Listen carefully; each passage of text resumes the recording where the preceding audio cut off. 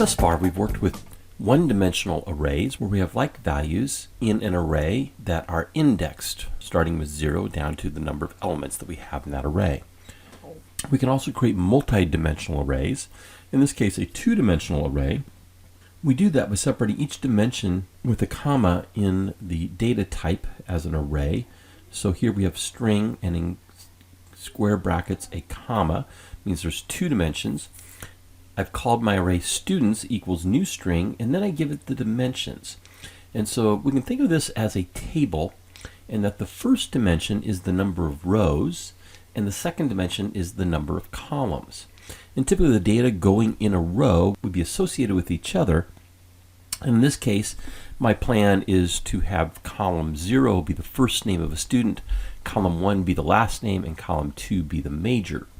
I can place data into the multidimensional array by representing each of the dimensions in the square bracket. So here we have students, row 2, column 0 being Jose, students 2, comma 1 being Garcia, and students 2, column 2 being accounting. And I can also reference each of those cells by referencing the row and column. So if I wanted to have a variable called Garcia major as a string, I could say it equals students 2, comma 2. We can also populate the array when we create it. So here is my example of, again, students as a two-dimensional string array. And then I have it equals, and in curly brackets, I have each associated row represented with strings in curly brackets and comma separated. So Annie Jackson as a software development major would be in the first row. Fred Harrison as a biology major would be in the second row, row element 1. Lucy Franklin with entrepreneurship would be in row element 2, or the third row, and so forth. And in this way, it actually creates the number of rows and number of columns based on the data that I am populating that array with. So if I had more data here, let's say more students, it would go more than 10 rows. Or if I had more than 3 items in each row for each associated data, I would get additional columns. We can also create a three-dimensional array. And so here we have our rows, columns, and I'm adding one for sheets. If we think of the multidimensional array as a spreadsheet like Excel. So in doing that declaration, our data type has 2 commas in the square bracket saying it's a three-dimensional array. I kept the name students equals new string, so I have 10 rows, 3 columns, and 4 sheets. An example might be this: each sheet is a roster for a class showing the first name, last name, and major, and that'd be the rows and columns, but then the different sheets would be different classes. Now I might have a 4th dimension, which might be different colleges offering those same courses, and maybe in a 5th dimension, which could be other school districts with multiple colleges offering the same courses with rows and columns.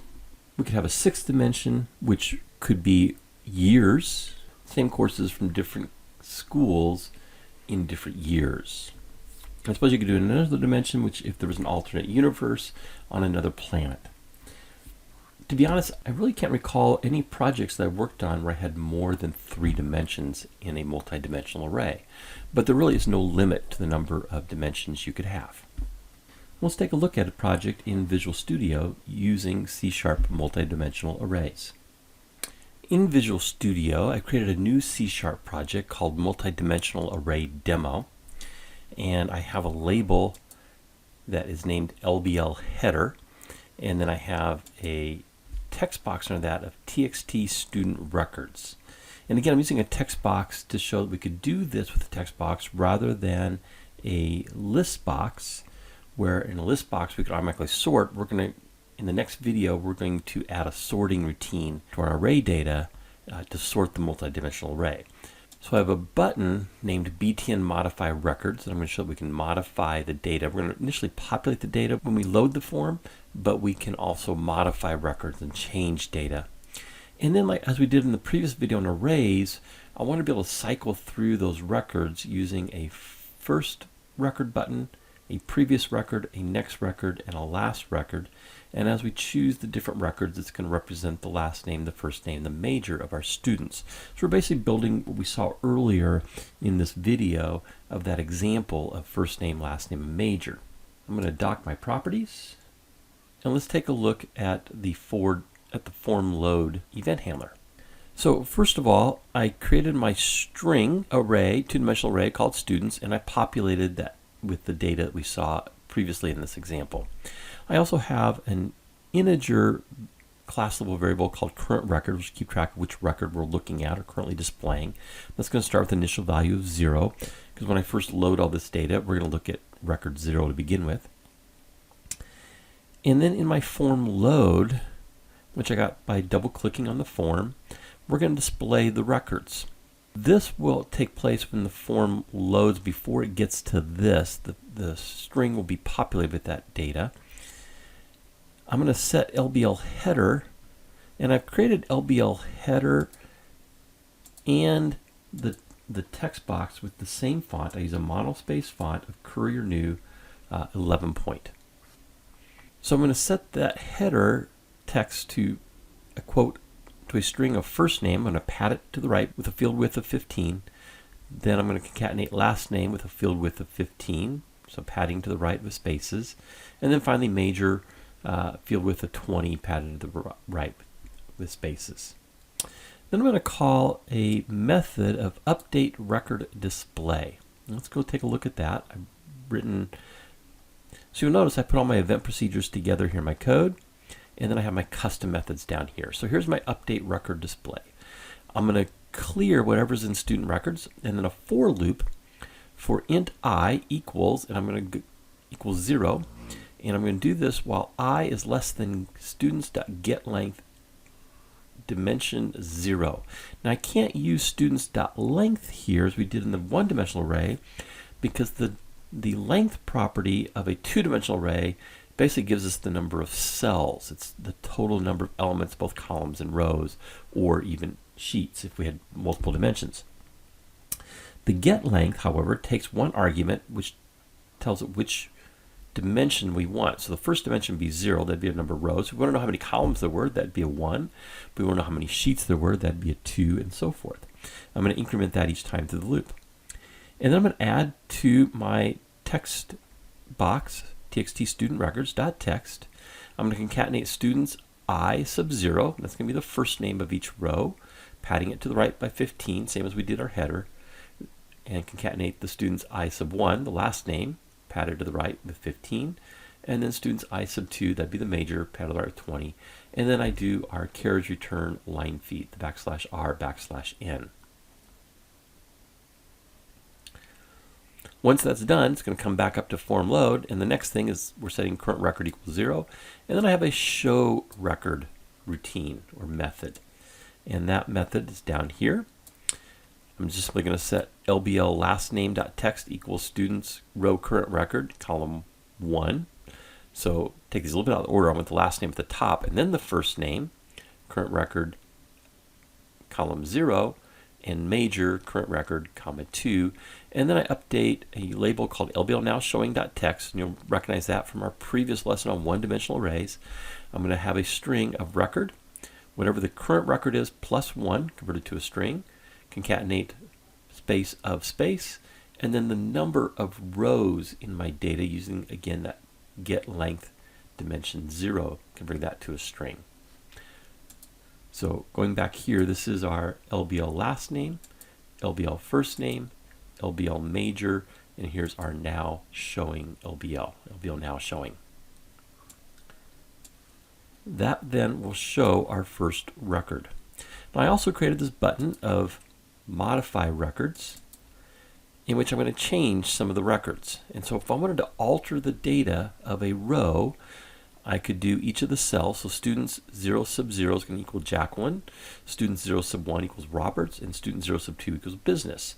And that's going to replace the data that I have for Annie Jackson. And then I'll just show you another way you could do this. I think it might be a little more efficient to create a method where all I'm doing is passing out the index number, the first name, the last name, and the major.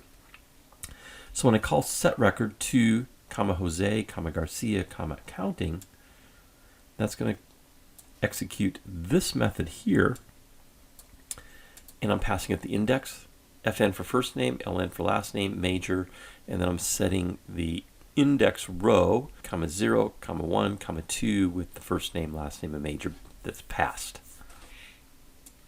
So I call that method several times here. So we're going to change 4 of the students, and just so you can see this happening and which rows they are, I set this so all the first names started with a J, and none of the first names initially start with a J. Oh, I take that back. There's a Janice Perez. So let's change Janice then to Abigail. All right, so we change 4 records. We're going to update our display record. So that's going to repopulate the data that's in that text box with this new information. Again, saying the current record is 0 and showing that first record 0. Then our buttons here to go to the first record, the previous record, the next record, and the last record are basically the same as what we saw in that previous video on one-dimensional arrays. So for first record, I have BTN first view first, and I'm simply setting the current record to 0 and calling show record. On the previous button, if current record is greater than 0, I can't go previous of the first record, I'm going to decrement current record and show record. For the BTN view next button, we're going to make sure that current record is less than the number of rows minus 1. So I use again students.getLength dimension 0 minus 1. And if it is, then we're going to increment current record and show that record. And for the last one, we're going to set the current record equal to the number of rows minus 1 and show that record. Let's run this and see this all work. So I open my form. It's populated all the data in terms of first name, last name, and major. Use nice columns because of that pad right. And now I'm going to click the modify button, and we're going to see record 0, 2, I believe it was 6, and 9 all change.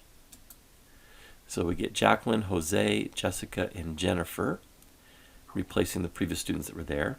And then each time through, I'm getting the last name, the first name, and the major of that first record. And if I want to go to the next record, I can click the next record button. And now I'm looking at Fred Harrison, Jose Garcia, and so forth. I can go previous, going backward in the list. I can go to the last record, which is going to be Jennifer Jones. And then I can go to the very first record, which would be Jacqueline Roberts.